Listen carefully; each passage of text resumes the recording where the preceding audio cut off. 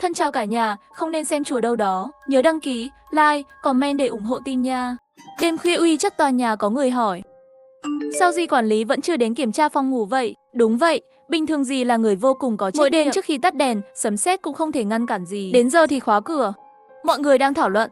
Phòng 203 bỗng nhiên trả lời, Di chết rồi, là do tôi giết đây. Nhìn thấy tin nhắn này, tôi sợ đến mức nhanh chóng bỏ trò chơi và mở WeChat. Tắc 203, trò đùa này không thích hợp phải không? Mặc dù Di quản lý hơi nghiêm khắc, nhưng nguyền rủa người khác như vậy tôi cảm thấy rất không tốt. Tôi gửi xong, các cô gái khác cũng theo nhau oán trách. Phòng 502 tắc phòng 203, nửa đêm đừng có dọa người khác. Gan tôi bè lắm. Phòng 501 nhằn, đúng thế. Khi tôi quay về còn gặp gì ấy mà. Phòng 303 nhằn, có bệnh. Trong tòa nhà của chúng tôi, tất cả đều là sinh viên năm cuối sắp tốt nghiệp. Mặc dù có 5 tầng, nhưng thực ra chỉ có vài ký túc xá có người ở. Phòng ngủ khá tốt, chỗ ở giá rẻ, ở trường cũng an toàn. Nhưng đêm nay, tôi lại bị tin nhắn của phòng 203 làm cho có chút bối rối không thể giải thích được. Phim kinh dị và tiểu thuyết tôi đã xem trước đây bỗng nhiên xuất hiện vào trong đầu. Trong lời chỉ trích của mọi người, tôi vẫn không nhịn được hỏi một câu, phòng 203. Sao nửa đêm bạn lại đùa như vậy? Có phải tâm trạng không tốt không? Hay là thất tình à? Tôi có chút ấn tượng với phòng 203. Cô ấy đẹp lắm. Hình như là khoa nghệ thuật. 2 năm này có thể là do dịch bệnh bùng phát. Tôi hiếm khi gặp cô ấy. Tôi đang nghĩ, thì thấy cô ấy lại gửi một tin nhắn. Phòng 203, không đùa đâu, giết thật rồi. Nói xong, cô ấy đã gửi một bức ảnh trong nhóm. Ảnh là chụp từ phía bên trong cửa sổ của ký túc xá đơn của Di quản lý. Chỉ thấy Di đang ngồi trên giường đơn của Di. Đối mặt với cửa sổ, Di ấy đang mặc. Đó là bộ quần áo chúng tôi quen thuộc. Lúc này trên quần áo kia là những vết máu lớn. Điều đáng sợ nhất là khuôn mặt của Di quản lý. Mặt Di ấy dính máu. Mắt nhìn chằm chằm mở thật to, nhìn thẳng vào người chụp ảnh. Xem xong ảnh, trái tim tôi bỗng nhiên như muốn nhảy ra khỏi lồng ngực. Chẳng nhẽ, Di chết thật rồi à? Nhưng mà phòng 203 đang bình thường, tại sao lại muốn giết người? Tôi không phải là người duy nhất cảm thấy sợ hãi. Trong nháy mắt, mọi người đều không nói chuyện. Có vẻ, mọi người đều bị ảnh hưởng bởi tin tức khủng khiếp bất ngờ và này. Bị dọa sợ. Một lát sau, phòng 203 lại gửi tin nhắn trong nhóm. Hi hi, vừa xem xong phim mà có chút không thể nhịn nổi mà muốn đùa với mọi người. Làm các bạn sợ rồi, đừng bận tâm nhé. Nói xong cô ấy tiếp tục gửi một bức ảnh. Mở ra xem, là ảnh chụp màn hình của một bộ phim kinh dị nổi tiếng gần đây. Tôi cũng đã từng lướt đến nó một thời gian trước. Tôi cảm thấy hơi không biết nên nói gì. Trò đùa này không vui đâu. Đặc biệt là bây giờ đã hơn 11 giờ rồi. Nhưng không sao là ổn rồi. Đùa người khác còn hơn là giết người. Nhưng bức ảnh đó giải thích thế nào? Nghĩ một chút, tôi hỏi trong nhóm. Điều gì đã xảy ra với bức ảnh bạn vừa gửi? Dì thường rất nghiêm túc. Tôi không tin dì ấy sẽ hợp tác với phòng 203 để chụp loại ảnh này. Chỉ để đùa. Bạn quên Halloween năm ngoài à? Lúc đó cả trường làm hoạt động. Dì quản lý vì để tham gia lựa chọn ký túc xá xuất sắc, cũng tham gia cùng. Tôi chụp ảnh vào lúc đó. Cô ấy nói như vậy, tôi nhớ ra rồi. Halloween năm ngoái, dưới sự tổ chức của hội sinh viên, nhà trường có một sự kiện lớn. Hôm đó tôi vốn cũng muốn tham gia, nhưng lúc đó vì bạn thân tổ chức sinh nhật nên đã ra ngoài. Nhưng dù sao cũng không có ở đó, không có nhiều ấn tượng. Tôi thở phào nhẹ nhõm. Những người khác cũng bày tỏ sự bất mãn của họ trong nhóm. Phòng 502 nhắn, bạn làm tôi sợ chết. Lần sau đừng đùa như vậy nữa. Phòng 501 nhắn, có vấn đề gì không? Nếu bạn sợ lại làm chúng tôi sợ. Có đạo đức không vậy? Phòng 303 nhắn, hy vọng ký túc xá của bạn sẽ gặp quỷ vào tối nay. Chui vào trong chăn của bạn. Tắc 203, tôi không muốn tham gia vào cuộc cãi vã của họ. Mặc dù phòng 203 dùng trò đùa này của thật hơi quá đáng, nhưng mọi người đều là bạn học, bình thường cũng không gặp nhau là mấy. Tôi cũng không muốn làm sự việc trở nên căng thẳng hơn, thế là tôi lại bắt đầu chơi game. Bỗng nhiên có người muốn nhắn tin riêng với tôi, chính là phòng 201. Không nhắn gì cả, tôi nghi ngờ có chuyện gì đó thực sự xảy ra. Halloween năm ngoái, tôi đã chụp ảnh tự sướng với dì quản lý. Bức ảnh tôi vừa chụp, hôm đó dì ấy không mặc bộ đồ này. Tôi và phòng 201 trước đây đều là theo ngành xã hội, mặc dù không cùng một khối, nhưng vẫn quen. Mở ảnh cô ấy gửi đến, tôi chỉ cảm thấy trước mắt tối đen. Cô ấy nói đúng, năm ngoái dì quản lý không phải mặc bộ đồ đó. Và vào dịp Halloween năm ngoái, dì ấy mặc một bộ đồ màu trắng. Trong ảnh, trên người và trên mặt dì ấy cũng có vết máu. Mở to mắt trước ống kính, trực tiếp lộ ra biểu cảm kỳ lạ. Nhưng xét từ vết máu và trang điểm của dì ấy, có thể thấy là hình vẽ mà ra. Trong ảnh phòng 203 vừa gửi, máu trên người dì rất giống máu thật. Trái tim tôi bỗng nhiên lại đập thình thịch. Tôi vội vàng đi xem ảnh trong nhóm phòng 203 vừa gửi. Chuẩn bị xem kỹ hơn một chút để so sánh. Chỉ tiếc là sau khi mọi người trong nhóm mắng xong, cô ấy lại mau chóng xóa đi. Làm sao bây giờ? Nên báo cảnh sát không?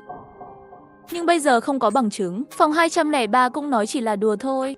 Nếu báo cảnh sát, khi cảnh sát đến, họ phát hiện ra là một cuộc gọi báo án giả. Sau này bạn học gặp nhau khó tránh khỏi cảm thấy xấu hổ. Nếu không báo cảnh sát, nếu nó là thật thì sao? Nếu Di quản lý thực sự bị giết bởi phòng 203, bây giờ là ký túc xá lúc nửa đêm, cửa cũng khóa rồi. Vậy những người chúng tôi có thể là mục tiêu tiếp theo của cô ấy thì sao? Nghĩ đi nghĩ lại, tôi chợt nghĩ đến một chuyện. Vội hỏi phòng 201, giáo viên tư vấn của khóa các bạn có phải sống ở tầng 1 không? Lý do bây giờ mới nhớ ra là vì sau khi tôi thực tập, thời gian ở ký túc xá ít hơn. Nghe nói tháng trước vì ký túc xá của giáo viên đã đầy, tòa nhà của chúng tôi tạm thời chuyển vào một giáo viên cố vấn nam của khoa báo chí. Tôi thường không gặp thầy ấy nhiều. Vì vậy, nên tạm thời không nhớ, cũng không biết bây giờ thầy ấy có chuyển đi không. Tôi nhắc nhở. Phòng 201 cũng nhớ ra rồi. Tôi có WeChat của thầy ấy. Tôi hỏi thử, thầy ấy sống ở tầng 1. Tôi bảo thầy ấy đi xem một chút. Phòng 201 nói xong, tôi vội vàng nhắn một câu, tạm chờ một chút. Nếu phòng 203 cũng ở tầng 1 thì sao? Nếu phòng 203 giết người xong vẫn ở tầng 1 không đi, thầy cố vấn đó bây giờ cũng rất nguy hiểm. May mà cậu suy nghĩ kỹ. Tôi và phòng 201 cùng nhau mòn mỏi chờ đợi. Cho đến 10 phút sau cô ấy lại gửi tin nhắn. Cô ấy khả năng là ở trong phòng. Tôi nghe thấy tiếng video ngắn trong phòng cô ấy. Ngoài ra, cửa phòng của cô ấy có chút vấn đề. Bình thường mở cửa có âm thanh khá lớn. Nếu như cô ấy vừa đi tầng 1 giết người, tôi nghĩ tôi có thể nghe thấy tiếng mở cửa. Nếu người ở đó, có lẽ là hai chúng tôi đã nghĩ quá nhiều. Có lẽ năm ngoái Di quản lý, sau đó lại đổi tạo hình khác thì sao? Huống chi ai giết người còn nói ra như vậy. Cũng không phải là kẻ điên. Một lát sau, phòng 201 đã gửi một bức ảnh đến đây. Tôi chợt nhận ra đây là ký túc xá của Di quản lý. Di ấy đang nằm trên giường, đắp chăn và đắp một chiếc khăn ướt trên đầu. Trên mặt cũng không thấy vết máu. Thầy tư vấn vừa qua xem rồi, nói Di không sao. Di ấy bị sốt, cho nên hôm nay không lên kiểm tra phòng. Di bảo thầy tư vấn đợi lát nữa kiểm tra giúp Di ấy. Thì ra là vậy. Di thật là yêu công việc. Bị bệnh rồi còn không quên kiểm tra giờ giấc. Phòng 201 nói xong, lại ở trong nhóm thông báo lần nữa, Di quản lý bị bệnh rồi. Bảo thầy tư vấn của bộ phận chúng tôi giúp kiểm tra phòng ngủ. Lát nữa thầy sẽ đến. Về ký túc xá đi. Bây giờ hẳn là không thành vấn đề rồi, tôi cũng yên tâm rồi. Bỗng nhiên ngoài cửa có tiếng gõ cửa. Bạn học, kiểm tra phòng, vui lòng mở cửa ra. Được rồi, giáo viên, đợi một chút. Xong tôi chạy ra cửa. Tôi đang chuẩn bị mở cửa. Bỗng nhiên lại nhớ ra một chuyện.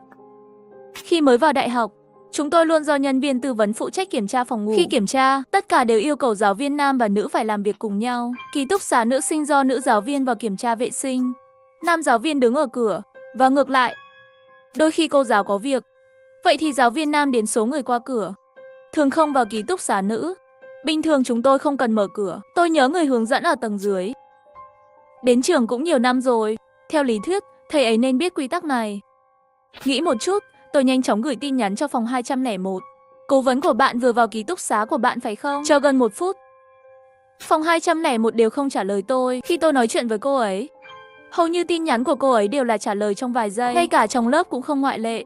Nhưng bây giờ đã qua lâu như vậy mà không có động tĩnh gì. Tôi đang lo lắng. Tiếng gõ cửa lại vang lên. Lần này âm thanh gấp hơn trước rất nhiều. Dường như người chờ ở cửa đã có chút không kiên nhẫn.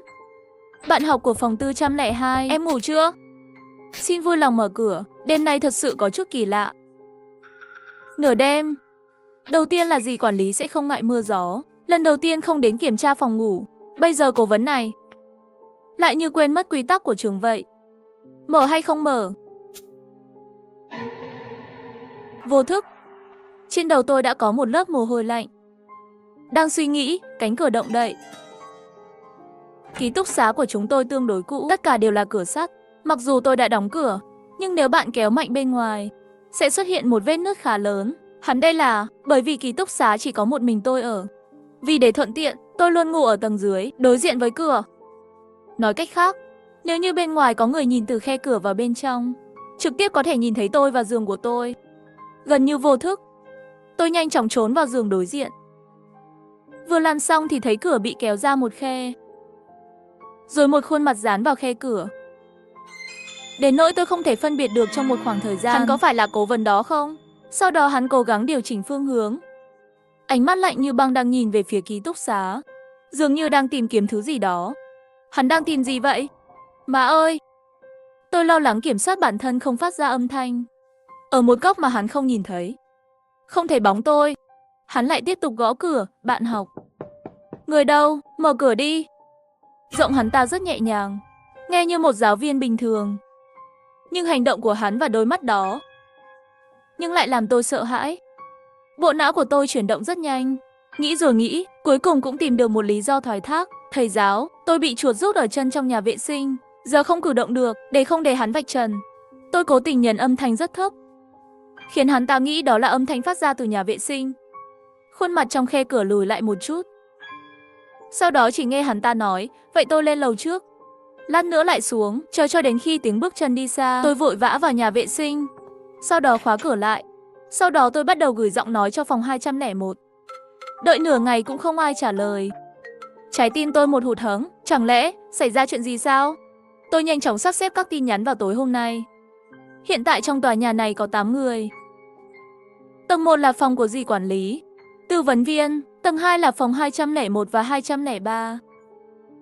Tầng 3 là phòng 303, tầng 4 là phòng 402. Đó là tôi. Tầng 5 là phòng 501 và 502. Lúc đầu phòng 203 nói mình giết dì quản lý, sau đó lại nói đùa. Tiếp theo phòng 201 nghi ngờ phòng 203. Tôi đề nghị cô ấy tìm nhân viên tư vấn ở tầng 1 xem một chút. Sau đó cô ấy nói rằng nhân viên tư vấn đã nhìn thấy dì quản lý. Không sao, bây giờ tôi cảm thấy nhân viên tư vấn có chút kỳ lạ. Và phòng 201 cũng không trả lời tin nhắn. Không nghe máy. Vậy tình huống bây giờ là gì? Thôi vậy, tôi vẫn nên gọi điện báo cảnh sát thôi. Vừa nhấn phím, bỗng nhiên phòng 201 tin nhắn lại vào. Vào rồi, nói không có gì bất thường. Phòng 203 rồi. Tôi vừa đi tắm, không xem điện thoại. Xem ra tôi đọc quá nhiều tiểu thuyết kinh dị rồi. Sau khi suy nghĩ, tôi vẫn quyết định gọi giọng nói với cô ấy. Như vậy mới yên tâm hơn một chút. Vừa chuẩn bị gọi, bỗng nhiên tôi bị kéo vào một nhóm mới. Bỗng nhiên tin nhắn trong nhóm làm tôi rùng mình.